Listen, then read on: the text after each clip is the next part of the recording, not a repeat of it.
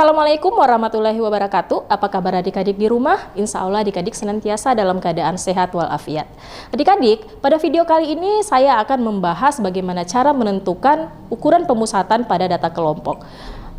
Ukuran pemusatan ini sudah pernah adik-adik pelajari di SMP, tetapi adik-adik hanya membahas tentang bagaimana menentukan ukuran pemusatan pada data tunggal. Nah, IPK yang akan kita capai pada pertemuan kali ini yaitu menentukan ukuran pemusatan data yang disajikan dalam bentuk tabel distribusi frekuensi dan menganalisis ukuran pemusatan data yang disajikan dalam bentuk tabel distribusi frekuensi. Seperti adik-adik ketahui bahwa ukuran pemusatan itu terbagi atas tiga, ya, ada min, median, dan modus. Min adalah nilai rata-rata atau rata atau rataan, kemudian median adalah nilai tengah, dan modus adalah nilai yang paling sering muncul. Di bahasan kita kali ini akan kita awali dengan membahas tentang min atau nilai rata-rata. Nah, untuk menentukan nilai rata-rata pada data kelompok ada beberapa cara yang dapat kita tempuh atau ada beberapa rumus yang dapat kita gunakan. Nah, saya di sini mengangkat dua rumus saja, yaitu yang pertama dengan metode biasa atau rumus yang sudah umum kita gunakan. Kemudian yang kedua dengan menggunakan metode rataan sementara. Bagaimana itu metode biasa? Metode biasa ini sudah sering adik-adik gunakan pada di SMP, mungkin sudah pernah adik-adik gunakan. Kita lihat rumusnya, rata-rata atau disimbolkan dengan X bar, ya. X bar adalah sigma Fi kali Xi per sigma Fi, di mana Fi itu adalah frekuensi dari kelas ke I dan Xi itu adalah nilai tengah dari kelas ke I atau nilai tengah dari masing-masing kelas interval. Sedangkan untuk metode rataan sementara, ya, rumusnya adalah X bar sama dengan atau X bar adalah A ditambah sigma Fi kali Di per sigma Fi, di mana A ini adalah rataan sementara, kemudian Di adalah deviasi yang merupakan selisih dari nilai tengah dengan nilai rataan sementara, atau D adalah Xi dikurang A. Nah, kita lihat contoh soal. Jadi ini adalah tabel distribusi frekuensi, terdiri dari 5 kelas, ya, terdiri dari 5 kelas. Kita lihat frekuensinya untuk kelas interval pertama. Untuk kelas interval pertama 30 sampai 34 frekuensinya 5, 35 sampai 39 frekuensinya 10, 40 sampai 44 frekuensinya 7, 45 sampai 49 frekuensinya 20, dan 50 sampai 54 frekuensinya 8. Nah, kita akan menentukan min dari tabel distribusi frekuensi ini. Kita menggunakan dua cara tadi, ya. Yang pertama adalah cara atau metode biasa. Jadi untuk menentukan rata-rata atau min dengan metode biasa ini, yang kita lakukan terlebih dahulu adalah menentukan nilai tengah dari masing-masing kelas interval. Kita lihat, pada kelas interval pertama 30 sampai 34, nilai tengah atau titik tengah dari kelas interval ini adalah 32. Ya, masih ingat dengan rumus nilai tengah, yaitu batas bawah ditambah batas atas dibahagi 2 atau 1/2 dari batas bawah ditambah batas atas. Berarti di sini 30 ditambah 34 dibahagi 2, hasilnya 32. Yang berikut kelas kedua 35 sampai 39, 35 ditambah 39 bahagi 2 hasilnya 37. Kemudian kelas interval ketiga 42, kelas interval keempat 47, kelas interval kelima itu adalah 52. Adik-adik perhatikan bahwa selisih dari kelas interval pertama, kelas interval kedua, 2 ketiga, 3 keempat, dan seterusnya itu adalah 5, ya. Selisihnya adalah 5. Nah, 5 itu sama dengan panjang kelas yang di sini tadi. Jadi kalau panjang kelas itu kan 34 dikurangi 30 ditambah 1, atau bisa juga kita lihat di sini panjang kelasnya 37 dikurangi 32. Jadi ini konstan, ya, selisihnya konstan. Nah, setelah kita menentukan nilai tengah atau titik tengah, yang kita lakukan adalah menentukan hasil perkalian dari masing-masing frekuensi pada kelas interval dengan titik tengahnya. Jadi 5 dikali 32 hasilnya 160, 10 dikali 37 hasilnya 370, 7 dikali 42 hasilnya 294, 20 dikali 47 940, dan 8 dikali 52 416. Setelah itu kita jumlahkan FIX ini, kita hitung sigma FIXI. Jadi kita jumlahkan semuanya ini, 160 ditambah 370 ditambah 294 ditambah 940 ditambah 416, sehingga didapat sigma FIXI-nya adalah 2180. Setelah kita dapatkan sigmanya, kita masukkan ke rumus yang tadi. Ya, rumusnya adalah sigma FI kali XI dibagi dengan sigma FI. Maka X barnya adalah 2180 dibagi 50 atau hasilnya adalah 43,6.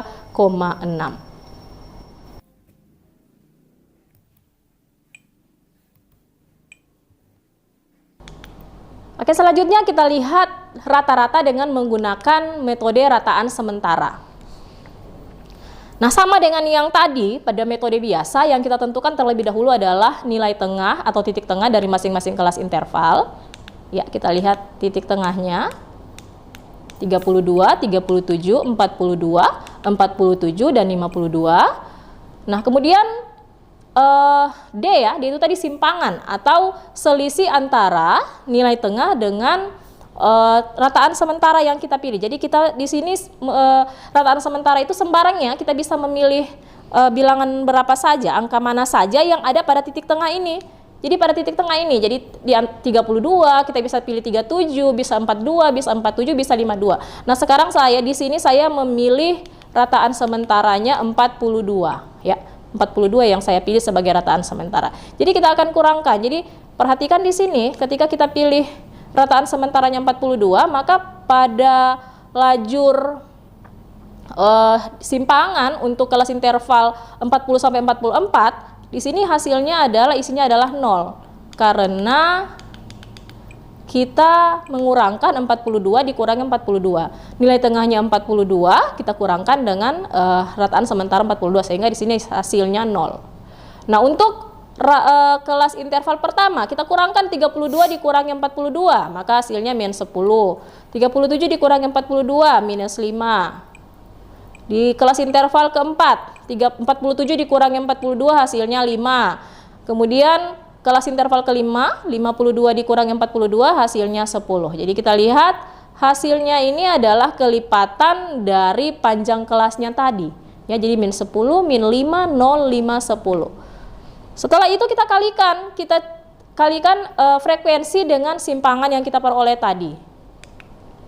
Kita kalikan 5 dikali min 10 min 50, kemudian 10 dikali minus 5 min 50, 7 dikali 0. Itu 0 ya, ini selalu 0 ya. Ini akan 0 di sini. Selanjutnya kelas interval keempat 20 dikali 5 100 dan kelas interval kelima 8 dikali 10 hasilnya 80. Nah, kita jumlahkan, kita akan mencari sigma FI kali DI-nya. Jadi kita jumlahkan minus 50 ditambah minus 50 ditambah 0 ditambah 100 ditambah 80, maka hasilnya adalah 80. Setelah kita dapatkan sigma FIDI, kita masukkan ke rumus yang tadi, rumus mencari rata-rata dengan metode rataan sementara ya. Jadi rumusnya adalah X bar sama dengan A ditambah sigma FI kali DI per sigma FI. Nah, A kita ganti dengan 42 yang sudah kita pilih tadi. Ditambah sigma FIDI-nya 80 dan sigma FI-nya 50, jadi 42 ditambah 80 per 50 sehingga didapat 43,6. Cocok dengan hasil yang kita peroleh pada menggunakan metode biasa tadi. Jadi hasil rata-ratanya atau minnya adalah 43,6. Kalau misalnya beda berarti ada yang salah atau ada yang keliru pada langkah-langkah yang adik-adik lakukan. Nah, selanjutnya adalah menentukan median. Menentukan median atau nilai tengah dari data kelompok. Ya, kita lihat. Jadi, median atau kita simbolkan dengan ME ya. Itu rumusnya adalah TB ditambah 1/2N kurang FKK per F median dikali panjang kelas. Kita bisa lihat, adik-adik bisa lihat ini rumusnya ya. Di mana ME itu adalah median ya, kita singkat median itu kita singkat ME. Kemudian TB adalah tepi bawah dari kelas yang mengandung median. FKK adalah frekuensi kumulatif sebelum kelas median. FME itu adalah frekuensi dari kelas median. P adalah panjang kelas, dan N itu adalah jumlah frekuensi keseluruhan, atau sama saja dengan sigma Fi. Kita lihat contoh soal. Masih dengan tabel distribusi frekuensi yang sama. Ya, ini masih soal yang sama.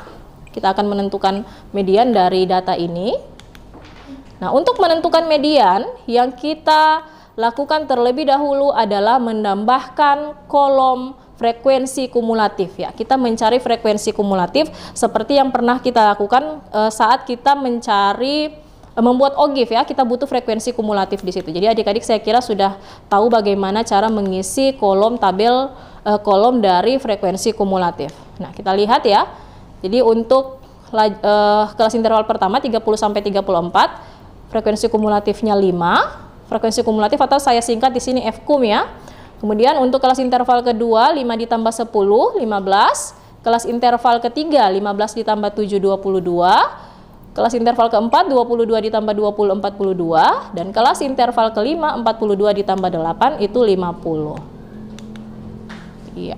Nah, kemudian kita akan menentukan di mana median itu terletak ya. Kita akan menentukan letak dari median, di kelas mana median itu terletak. Jadi itulah gunanya kita menentukan frekuensi kumulatif agar kita bisa menentukan di mana median itu berada. Nah, bagaimana menentukan kelas median? Median itu kan adalah nilai tengah dari data. Jadi kita akan mencari 1/2 atau setengah dari data. 1/2 dari data itu ada di mana? Jadi 1/2 dikali jumlah data tadi 50, 1/2 dikali 50, maka hasilnya 25, maka median itu berada pada data ke-25. Data ke-25 ini ada di mana? Kita akan lihat frekuensi kumulatifnya. Kita lihat kelas interval pertama. Ya, frekuensi kumulatifnya tadi 5. Frekuensinya 5 ya. Frekuensi kumulatifnya juga berarti 5. Maka pada kelas interval pertama itu adalah data pertama sampai dengan data kelima. Karena di situ ada 5 frekuensinya. Di kelas interval kedua itu mulai dari data ke-6. Jadi di sana kan yang pertama sampai data kelima. Setelah data kelima berarti data ke-6. Frekuensi kumulatifnya 15. Berarti data ke-6 sampai dengan data ke-15 itu ada pada kelas interval kedua. Nah, setelah 15 berapa? 16 ya. Jadi 16 sampai dengan 22, kumulatifnya 22, berarti 16 sampai 22 itu ada pada kelas interval ketiga. Selanjutnya setelah 22 berarti 23 sampai dengan 42 itu adalah ada di kelas interval keempat, dan data ke-43 sampai dengan data ke-50 itu ada pada kelas interval kelima. Ya, kita bisa lihat di sini berarti data ke-25 itu terletak pada kelas interval keempat. Karena disitulah data ke-23 sampai 42 terdapat. Jadi mediannya ada pada kelas interval keempat. Setelah kita ketahui di mana median itu berada, kita akan menentukan tepi bawah dari kelas median tersebut. Jadi kelas tepi bawahnya adalah, masih ingat rumus tepi bawah yaitu batas bawah dikurangi 0,5. Batas bawahnya adalah 45, maka 45 dikurangi 0,5 hasilnya 44,5. Selanjutnya adalah FKK atau frekuensi kumulatif kurang dari kelas median. Lihat kelas mediannya adalah 45 sampai 49. Frekuensi kumulatifnya 42. Nah, kita akan mengambil nilai frekuensi kumulatif sebelum dari kelas median. Jadi bukan 42 yang kita ambil tapi 22 ya. Sekali lagi 22 yang merupakan FKK-nya. Kemudian frekuensi median atau FME-nya ya. Frekuensi kelas mediannya adalah 20. Jadi kita tuliskan di sini 20. Nah, panjang kelas adik-adik sudah tahu ya cara mencari panjang kelas. Batas atas dikurangi batas atas ditambah 1 ya. Jadi 34 kurang 30 tambah 1 hasilnya 5. Bisa kita ambil di kelas interval pertama, kelas interval kedua, sampai dengan kelas interval kelima. Hasilnya pasti akan sama panjang kelasnya. N-nya adalah 50 atau kita bisa lihat di sini sigma Fi-nya sama saja dengan N-nya 50. Setelah itu kita masukkan ke rumus. Ingat kembali rumus yang tadi, ME sama dengan TB ditambah 1/2 N kurang FKK per FME dikali P. Kita masukkan ke rumus. Maka mediannya adalah kita masukkan TB kita ganti dengan 44,5. dikali 1/2 kali N, N-nya 50, FKK-nya 22, jadi 1/2 dikali 50 kurang 22 sama dengan 20, dikali, jangan lupa dikali dengan panjang kelas ya, panjang kelasnya 5. Jadi 44,5 ditambah 50 kali 1/2 tadi 25 ya, 25 kurang 22, 3/20 sama dengan 44,5 ditambah 3/20 dikali 5 sehingga hasilnya adalah 45,25. Kita cek ya, kita cek bahwa benar bahwa 45,25 ada di kelas 45 sampai 49 atau ada pada kelas interval keempat 45 sampai 49. Bisa adik-adik ya. Jadi misalnya adik-adik mendapatkan berapa ya? Misalnya 42,5 misalnya. Atau ada di luar dari 45 kurang 49, maka adik-adik salah menentukan mediannya. Jadi pastikan bahwa median yang adik-adik peroleh ini ada pada kelas interval 45 sampai 49. Oke, bisa dipahami adik-adik ya? Data ukuran pemusatan yang ketiga adalah modus atau nilai yang paling sering muncul. Nah, rumusnya adalah modus atau kita singkat MO, yaitu TB ditambah D1 per D1 tambah D2 dikali P. Di mana TB itu sama ya, TB masih adalah tepi bawah dari kelas modus. Kemudian D1 adalah selisih frekuensi kelas modus dengan kelas sebelumnya. Ya, sekali lagi dengan kelas sebelumnya. Karena di sini ada D2, hati-hati bertukaran. D2 adalah selisih frekuensi kelas modus dengan kelas sesudahnya. Kemudian P adalah panjang kelas. Kita lihat contoh soalnya, contoh menyelesaikan menentukan modus masih dengan soal yang tadi, masih dengan TDF yang sama ya. Oke, kita lihat. Jadi untuk menentukan modus kita tidak perlu menambahkan kolom apapun pada TDF-nya. Kita cukup hanya melihat di mana kelas yang memiliki frekuensi tertinggi. Jadi untuk TDF ini, ya untuk TDF ini frekuensi tertinggi itu adalah 20. Dia adalah frekuensi pada kelas keempat atau kelas 45 sampai 49. Ya, kita lihat ya. Maka dari sini kita akan peroleh TB-nya adalah 44,5. D1-nya adalah, ini kita lihat D1 20 dikurangi 7, 13 ya. Kemudian D2-nya 20 dikurangi 8, 12. Dan P itu adalah panjang kelas. Panjang kelasnya sama dengan yang tadi ya, tidak perlu saya jelaskan lagi karena TDF-nya sama. Nah, sekarang kita ingat kembali rumus modus yang tadi. TB adalah, modus adalah TB ditambah D1 per D1 tambah D2 dikali P. Nah, kita masukkan saja, kita gantikan nilai-nilai yang kita sudah dapat di sini.